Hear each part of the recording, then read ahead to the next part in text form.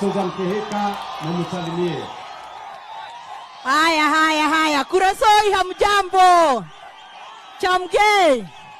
Sasa leo mumefurahia kutembelewa na president na deputy president.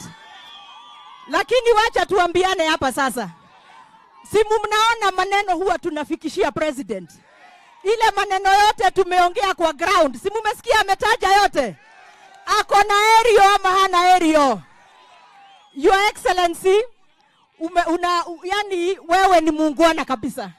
Kwa sababu nilitembelea hawa wangwana uko Tinet, tukasema tuwekewe lami at least kidogo, hata nyinyi mfeel mko na lami. Na umeisema Your Excellency. Tena maneno ya caveat tukaongea pamoja, ukatutuma kwa waziri na hiyo maneno inaendelea. Kwa hivyo hapo karibuni tutakuja kuimaliza. Your Excellency, ile kidogo umesahau na ulitusaidia last week, ulisema utakuja kutumalizia Ole Nguruoni Stadium.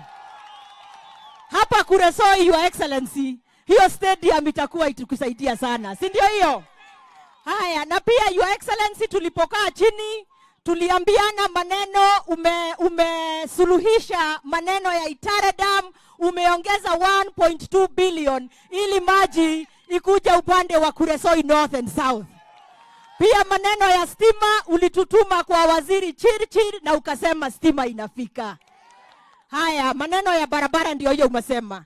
Nilikuja kwako Your Excellency nikakuomba masoko, kwa sababu Nakuru County tulisema kazi ni kazi na wamama wetu kwanza tunataka wafanye kazi mahali pazuri. Sasa soko iko hapa, na sio hapa tu, tuko na soko upande wa Seguton, tuko na soko upande wa Kiptagich, tuko na soko upande wa Nakuru Town, tuko na soko Bahati, tuko na soko Subukia, tuko na soko Gilgil. Your Excellency, we cannot thank you enough. Kwa hivyo nashukuru, na wale wa mama wangu sasa, hata watoto mko na mahali ya kunyonyesha katika hii soko. Sawa. So itakuwa mzuri sana, na tuko na social hall hapo ndani na sako offices and everything. Kwa hivyo Your Excellency, thank you very much. Yangu ni kukushukuru na kusema asante. Thank you very much. Asante.